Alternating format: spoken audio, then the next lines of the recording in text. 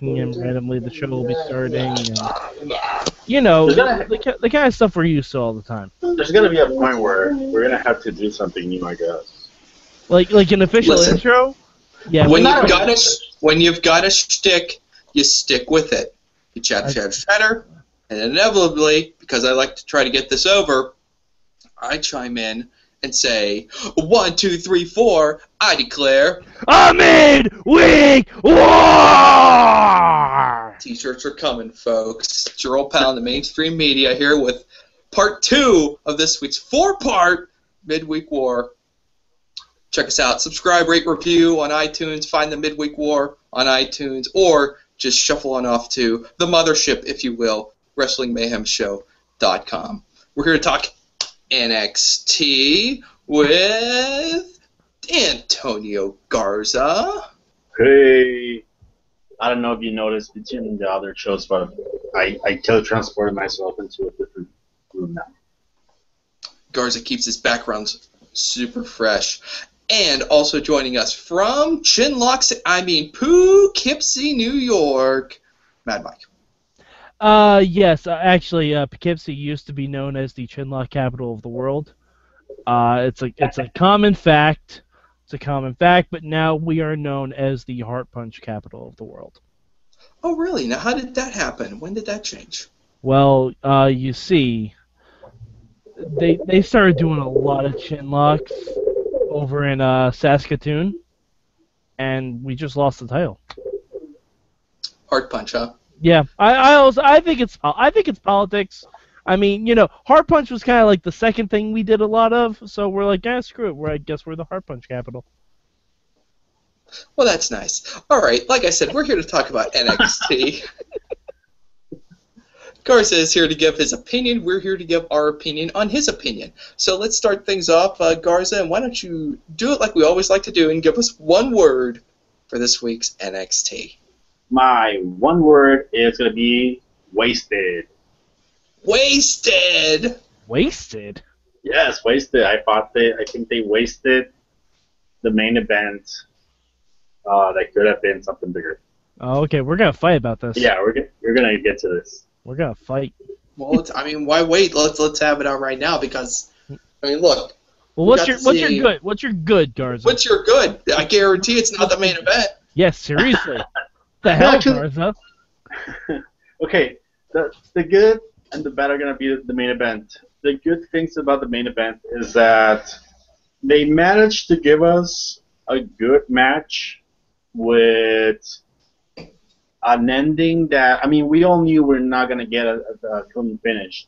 But they gave us, after the post-match was really, really good. The thing where they got separated. So that's my good. Like, they were able to manage that, the good match and the good post-match. But now the bad. I think they kind of wasted this whole Joe versus Owens. I think they rushed it like bad. I think this should have been kept for after Balor versus Owens.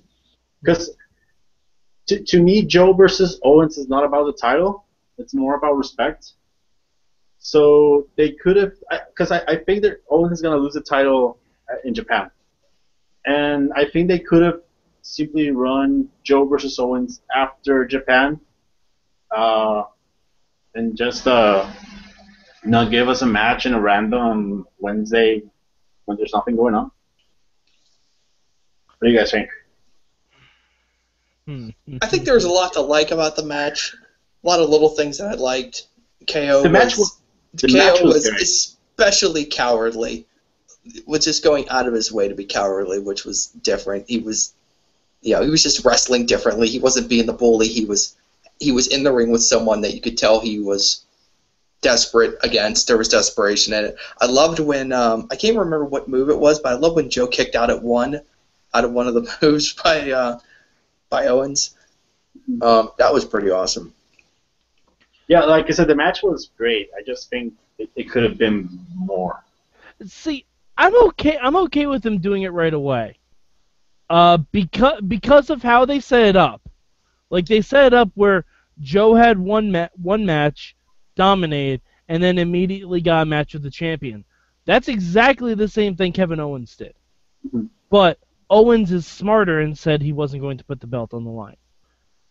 That's why I like the way they're doing it, because they're trying to make Joe come in and out Kevin Owens. Because, like, as soon as they start the match, Owens drops to the outside, Joe drops right outside and gets right in his face. It was perfect. It was perfect symmetry. Like, these two guys, I think I even said when Kevin Owens first showed up, I'm like, well, I guess we don't need Samoa Joe anymore. But guess what? We still need Samoa Joe. You know what I think happened here is that, because I think this is still the first set of tapings when Joe debuted. Mm-hmm. So I think they weren't sure that Joe was coming back, and they rushed everything, and then they signed him. Yeah. So I think it's just like it's not even bad planning. I think it's just they didn't really, they couldn't predict the future. I guess it's the best way to put it. Can we just all agree that as long as Kevin Owens is the full-time NXT champion and a full-time main roster guy, it's a mess. It's just a mess right now. You got shows taped, you've got things on the network, you've got pay-per-views coming up. There are too many moving parts. You know they can't keep all these plates spinning without something falling off. I'm sorry though. Hold on. Kevin Owens being full-time on both rosters is not a mess. Within a week, he's had a brilliant match with Cena, a brilliant match with Ziggler, a great teaser of what's going to be a good match with Joe, and SmackDown. We're talking about SmackDown. He had an awesome match with Cesaro.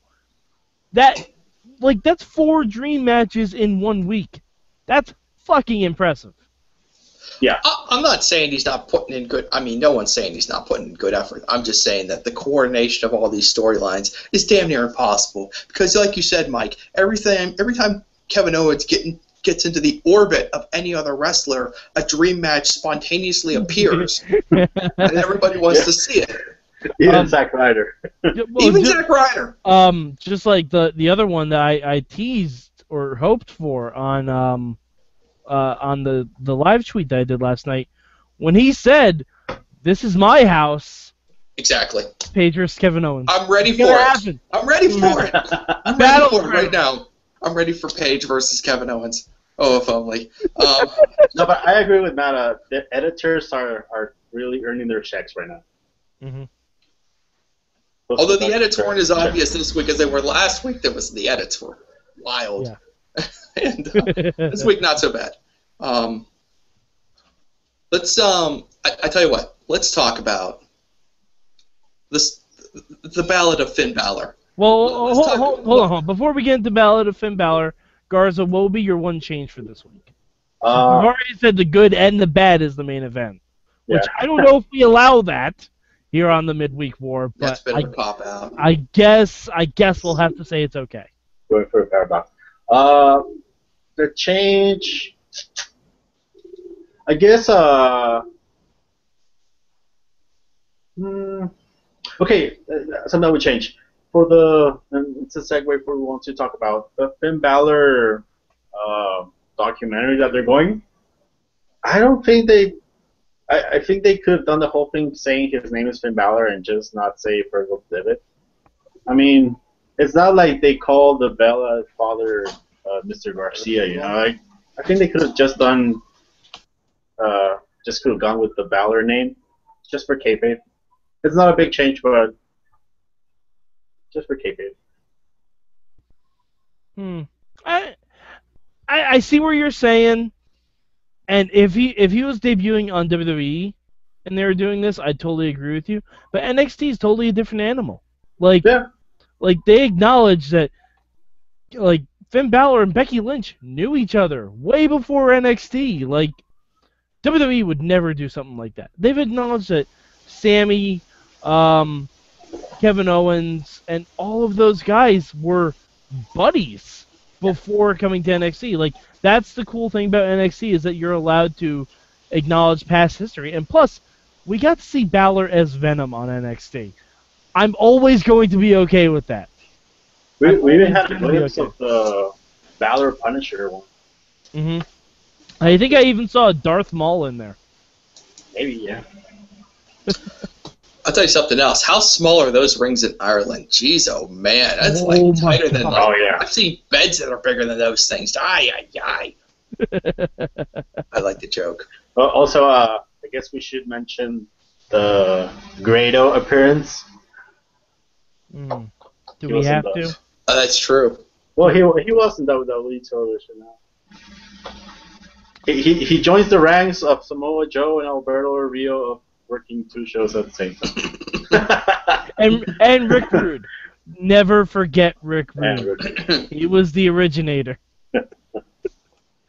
But I also want to say, holy shit, Becky Lynch. Like, my God. I almost, like, if it wasn't for Bayley being Bayley, I think Becky Lynch might be the biggest face in the Divas division on NXT. I kind of feel she is right now. She's like, it's crazy. She got that makeover before that title match, Mhm.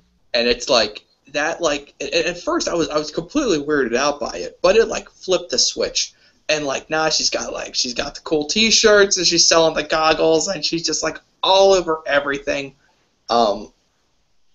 Yeah.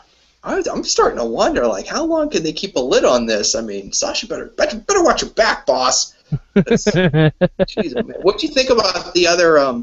Speaking of the girls, what'd you think of the women's match? Charlotte and Casey Cassidy, new faces. Or Yeah. as we will come to know her, Cassie. Cassie, did I get that? Okay. I didn't think much of it. It was a decent squash. I don't like that they're bringing, like, because they did Cassie and they did, what's her other name? Oh, was that Jesse? Was it Jesse? Yeah, Jesse. Okay. Okay. I don't like that they're bringing them in like bitches. Like, they're acting all bitchy and like, heelish. I don't like that. I don't think it's necessary. Especially if you're... Yeah, I don't like how they're like. I mean, it's suddenly crowded women's division all of a sudden again, and I don't see the reason to start dropping these extra girls on TV. That's what Blue Pants is for. Yeah, but And, there's nothing wrong with jobbers, you guys. There ain't nothing wrong with jobbers. There ain't nothing wrong with jobbers, but if you have long-term plans for these girls, then You know what's the worst thing? That the women's division, it's getting crowded, and no one is being built for Sasha Banks. Like, no one.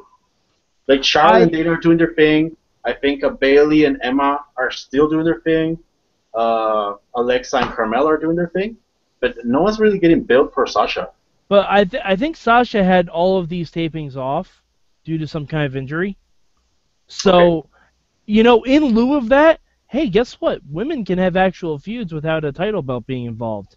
Because you got Dana and Charlotte, you got Emma and Bayley, and you have Alexa and Carmella.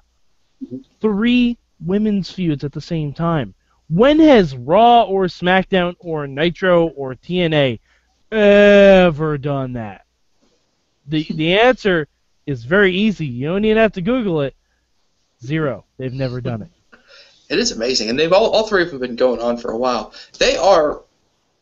They're in a position right now where if they wanted to do a takeover special with only women's matches next month, they could pull it off with ease. Mm-hmm.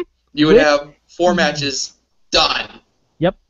You could easily just do takeover Divas Dominance or something like that. You could have 4 matches and they'd all be fantastic because I'm sure Charlotte would carry Dana to a good match.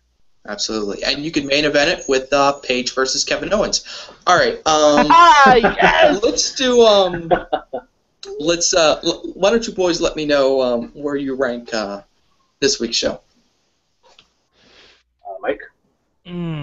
Oh, this one's the toughest to rank for me. All right. I'm gonna say 3.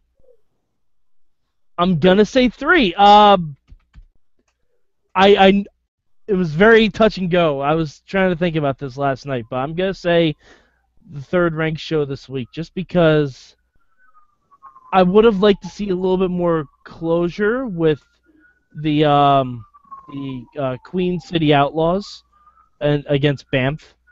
I understand why they didn't, but I wanted to. I think, like, to your point, Garza, I wanted to see more of everything.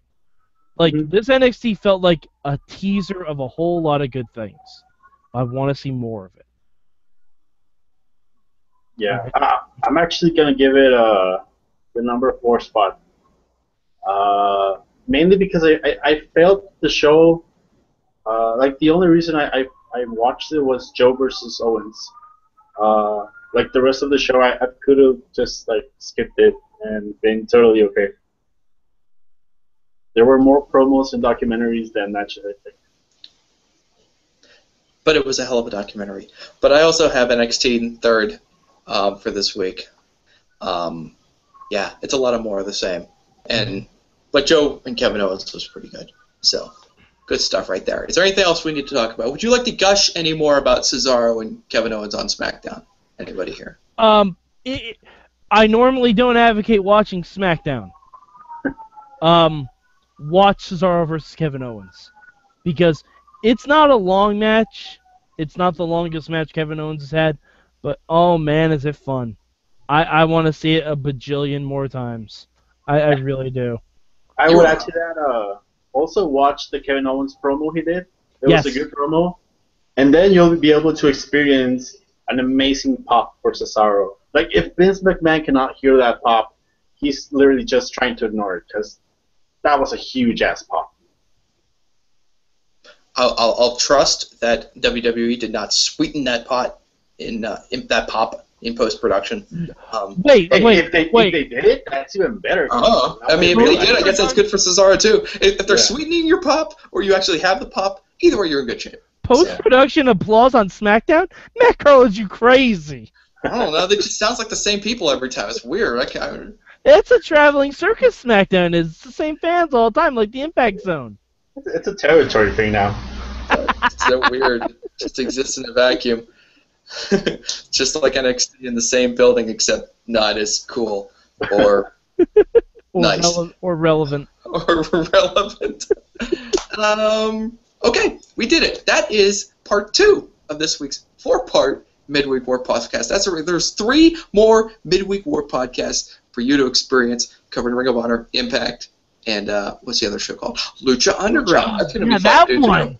Oh yeah. Shit. Go to iTunes, find us on iTunes, Midweek War, rate, review, subscribe, you know how it goes, or go to thewrestlingmayhemshow.com and check that out too. For @MadMike4883, for @TheWRevolution. Did I get that right? Yes. Your old pal, 2 for 2. 2 for 2.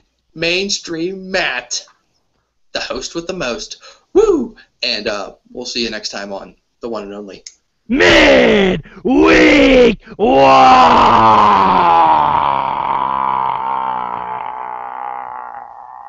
End of chapter 2. It's not ending. It's not ending.